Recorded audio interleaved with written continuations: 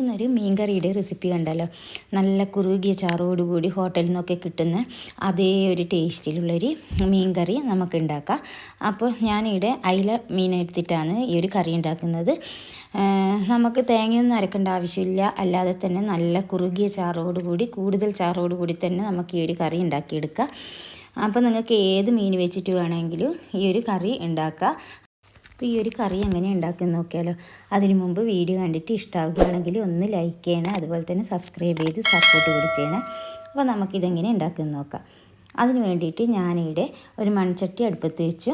അതിലേക്ക് 2 സ്പൂണ് വെളിച്ചെണ്ണ ഒഴിച്ചു കൊടുത്ത്, വെളിച്ചെണ്ണ ഒന്ന് ചൂടായി വരുമ്പോൾ ഒരു നുള്ളു ഉലുവയും ഒരു നുള്ളു ജീരകവും കൂടി ചേർത്ത് കൊടുത്ത്. ഉലുവയും ജീരകവും ഒന്നും കൂടിപ്പോവരുത്, ഓരോ നുള്ളു മാത്രമേ ഇടാൻ പാടുള്ളൂ.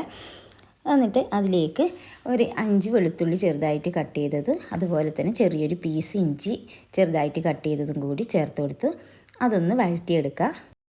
അപ്പം വെളുത്തുള്ളി അല്ലി വലിയ വെളുത്തുള്ളി അല്ലിയാണ്, അതുകൊണ്ടാണ് 5 എണ്ണം എടുത്തത്, അല്ലെങ്കിൽ ഒരു 7 എണ്ണമൊക്കെ എടുക്കുക. എന്നിട്ട് അതിൻ്റെ കളറൊന്ന് ചേഞ്ചായി വരുമ്പോൾ ഇതിലേക്ക് ചെറിയുള്ളി ചേർത്ത് കൊടുക്കുക. 12 ചെറിയുള്ളി എടുത്തിട്ടുണ്ട്, അതും ഒന്ന് വഴറ്റിയെടുക്കണം. അപ്പോൾ ചെറിയുള്ളിയുടെ കളറൊന്ന് ചേഞ്ചായി വരണം. അപ്പോൾ ഇതാ ചെറിയുള്ളിയെല്ലാം ഒന്ന് കളറൊക്കെ ചേഞ്ച് ആയിട്ടുണ്ട്. ഇനി നമുക്കിതിലേക്ക് പൊടികൾ ചേർത്ത് കൊടുക്കാം.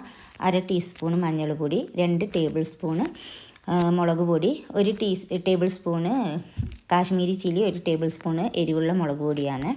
അതുപോലെ 1/2 ടേബിൾ സ്പൂണ് കുരുമുളക് പൊടി, ഇതുകൂടി ചേർത്തിട്ട് നന്നായിട്ടൊന്നുകൂടി ഒന്ന് വഴറ്റിയെടുക്കണം. അപ്പോൾ പൊടികളൊക്കെ ചേർത്ത് കൊടുക്കുന്ന സമയത്ത് നമ്മൾ തീ ഒന്ന് സിമ്മിലാക്കി കൊടുക്കണം, അല്ലെങ്കിൽ പെട്ടെന്ന് കരിഞ്ഞു പോകും. അപ്പോൾ പൊടികളുടെ പച്ചമണം മാറിയതിന് ശേഷം അതിലേക്ക് തക്കാളി ചേർത്ത് കൊടുക്കുക. ഞാനിവിടെ മീഡിയം സൈസിലുള്ള ഒരു തക്കാളി ചെറുതായിട്ട് കട്ട് ചെയ്തിട്ട് ചേർത്ത് കൊടുത്തിട്ടുണ്ട്. അതൊന്ന് വഴറ്റിയതിന് ശേഷം മൂടി വെച്ചിട്ട് നമുക്കിതൊന്ന് വേവിച്ചെടുക്കണം. അപ്പോഴത്തേക്ക് തക്കാളിയും ചെറിയുള്ളിയും എല്ലാം നന്നായിട്ടൊന്ന് വെന്ത് വരും. അതിന് വേണ്ടിയിട്ടാണ് മൂടി വെച്ചിട്ട് വേവിച്ചെടുക്കുന്നത്.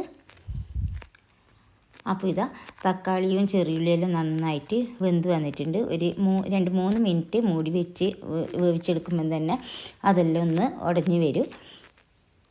ഇനി നമുക്ക് തീ ഓഫ് ചെയ്യാം.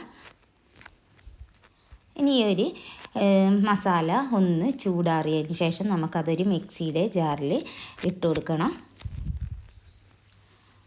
അപ്പോൾ ഇതാ ചൂടാറിയതിന് ശേഷം ഞാൻ മസാല ഇതിൻ്റെ മിക്സിയുടെ ജാറിൽ ഇട്ട് കൊടുത്തിട്ടുണ്ട്. ഇനി ഇതിലേക്ക് ആവശ്യത്തിന് വെള്ളം ഒഴിച്ച് കൊടുക്കുക. എന്നിട്ട് ഇതൊന്ന് അരച്ചെടുക്കണം. അപ്പോൾ അരച്ച് കൊണ്ടുവന്നിട്ടുണ്ട്. ഇത് നല്ല മിനുസത്തിൽ പേസ്റ്റ് രൂപത്തിൽ അരച്ചെടുത്തിട്ടുണ്ട്. ഇനി നമ്മൾ നേരത്തെ എടുത്ത മൺചട്ടിയിലേക്ക് ഇത് ഒഴിച്ച് കൊടുക്കുക. എന്നിട്ട് മിക്സിയുടെ ജാറ് കഴുകിയിട്ട് കുറച്ചുകൂടി അതിലേക്ക് വെള്ളം ഒഴിച്ച് കൊടുക്കുക. അപ്പോൾ ഇതാ ഏകദേശം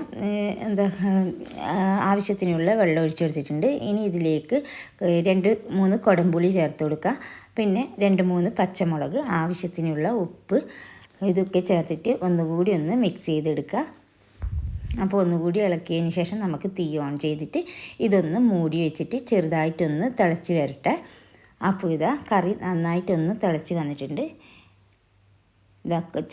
ഇതിൻ്റെ ഗ്രേവിയൊക്കെ ചെറുതായിട്ടൊന്ന് കുറുകാനും തുടങ്ങിയിട്ടുണ്ട്. ഇനി ഇതിലേക്ക് നമുക്ക് മീൻ ഇട്ട് കൊടുക്കാം. അപ്പം ഞാൻ മീൻ കഴുകി നല്ല വൃത്തിയാക്കി ചെറുതായിട്ടൊന്ന് വരഞ്ഞൊക്കെ കൊടുത്തിട്ടുണ്ട്. അതൊന്ന് ഇതിലേക്ക് ഇട്ട് കൊടുക്കാം. അപ്പോൾ ഇതാ എല്ലാ മീനും ഇതിലേക്ക് ഇട്ട് കൊടുത്തിട്ടുണ്ട്. ഇനി നമ്മൾ ഇതൊന്ന് ഒരു സ്പൂൺ വെച്ചിട്ട് ഇതുപോലെ ഒന്ന് ജസ്റ്റ് ഒന്ന് ഇളക്കി കൊടുക്കാനേ പാടുള്ളൂ, കൂടുതലായിട്ട് ഇളക്കാൻ പാടില്ല. പിന്നെ ഒരു 2 തണ്ട് കറിവേപ്പില കൂടി ചേർത്ത് കൊടുക്കുക. അപ്പം മീനൊന്ന് തിളച്ചൊന്ന് വെന്ത് വരട്ടെ. കുറച്ച് സമയം ഒന്ന് മൂടി വെക്കുക. അപ്പോൾ ഇതാ മീനൊക്കെ വെന്ത് നല്ല കറിയൊക്കെ നല്ല കുറുകി വന്നിട്ടുണ്ട്.